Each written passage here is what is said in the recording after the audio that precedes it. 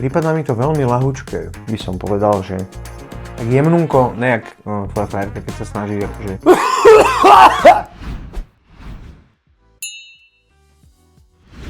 Prajem si krásny, milý, ústretový, slnečný, priaznivý deň, kurátko. Práve si zapel ďalšiu testovačku pre značku Goodwheel. Nakoľko som oficiálny ambasádor značky Goodwheel, chcel by som ti dneska predstaviť nejaké novinky na trhu. Dneska budeme testovať značku Fuel, ktorá prichádza s absolútnou novinkou na slovenskom trhu. Nejedná sa totižto o bežné vejpky a ochutené e-cigarety a to ne. Čo je ešte? No tak len tabletky a potom... A vodné fajky pod vodu. Ale jedná sa o podovú bezdýmku, ktorá má pripomínať naozajské cigarety. Tak poďme na to, kúkneme si, že čo nám došlo. Všetky tieto produkty sú určené osobám starším 18 rokov.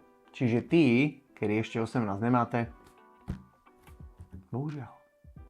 Dostali sme na testovačku 5 príchutí od tejto danej značky, ktoré sú zoradené podľa intenzity a samozrejme, že označené podľa vône. Tieto podové bezdýmky sú exkluzívne, pretože tekutina, ktorá je v tých podoch, sa vyrába z tabakových listov. Je to vlastne extrakt a nemá to pripomínať žiadnu príchuť, má to pripomínať naozajské cigarety. Ja som na to veľmi zvedavý. Poďme na to. Rozbalíme si zariadenie.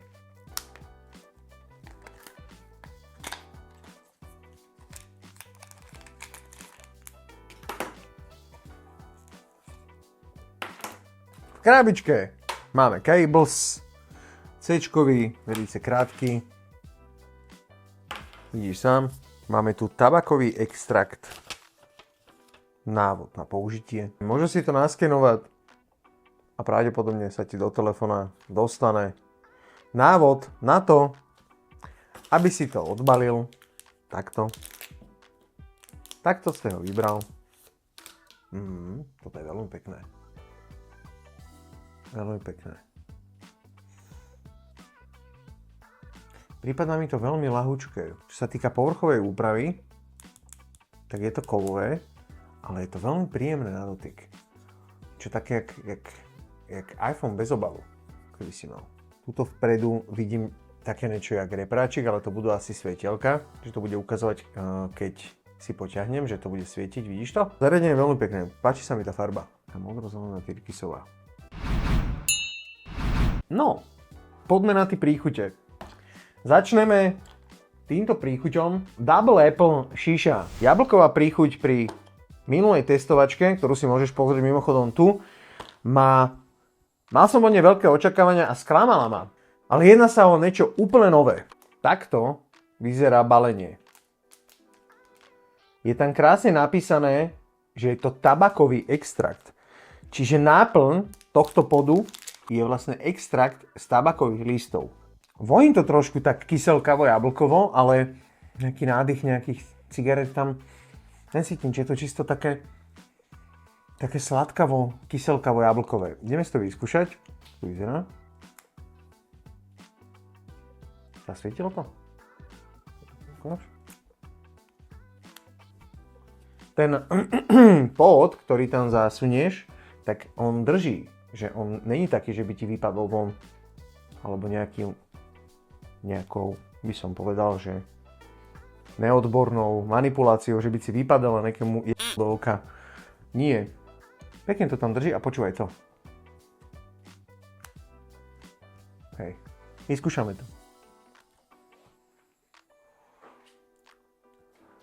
Tak toto sa naozaj že nedá porovnávať. Snažím sa tam hľadať nejakú príchuť, ale ono to nemá príchuť. Je to skôr také aromatizované, by som povedal. Keby tam mala byť, že chuť, ktorá ti zostáva jak pri bežných nejakých vejpkách alebo e-cigaretách. Je to veľmi zaujímavé. Pripomína mi to takú jemne mentolovú šišu, ale veľmi jemnučku. Takú, čo ťa nedrhne, takú... Musíš to ťahať pomaličky. Naozaj tak jemnúnko, nejak tvoja frajerka, keď sa snaží akože, aby to bolo čím skôr. Chápeš? Musíš jemnúnko, tak. Toto je príjemné. Veľmi príjemné a túto príchuť by som dal na túto stranu, ktorá je za mňa vyhrocená. Ideme na... intenzita ostáva, ale ideme na príchuť kafe tabako. Opäť máme veľmi vkusne zabalený pot. Veľmi praktický, pretože na obidvoch stranách je načatý. Tuto, keď už to mám v ruke, ten pot, tak cítim zreteľne tabak. Naozaj tak, ako keby, keď máš v obchode cigary, tak keď chceš ohoňať cigaru, tak takto nejak mi to vôni pripomína. Ideme na to, pam. Tuto už sa môžeme baviť o takej, no intenzita je tá istá, teda uvádza sa to na obale, ale toto mi príde trolinku viacej také hutnejšie. Ten pocit z toho potiahnutia je taký plnohodnotnejší, jak pri tom prvom. Tuto už sa vyslovene vieme baviť aj o takej dochuti. Že naozaj mám pocit, keď si toto potiahnem, že sedím v kaviarni. V takej by som povedal, v takej, že zle odvetranej kaviarni a pred sebou mám plný popelník a vanilkové kapučíno. Toto tiež dávame na túto stranu. Ja som akože fajčar tuhého typu a keď mi niekto dá potiahnuť tú vejpku alebo aj tie oleje, čo si tam dávajú do toho, tak nemám z toho nikdy ten taký plnohodnotný pocit, jak po tej cigarete. Nemám proste. Toto sa k tomu veľmi, veľmi, veľmi približuje a to sme na intenzite číslo 1. Ideme na intenzitu číslo 2. Som veľmi zvedavý na to, že aké to bude. Mentol. Toto mi úplne až tak nevoní. Pripomína mi to časy, keď som prvýkrát došiel na tréning do Kings Gymu a Kiri mi na pod pazuchy thajský krém, aby som proste, že vydržal skákať na švihadle. Nevoní to moc príjemne.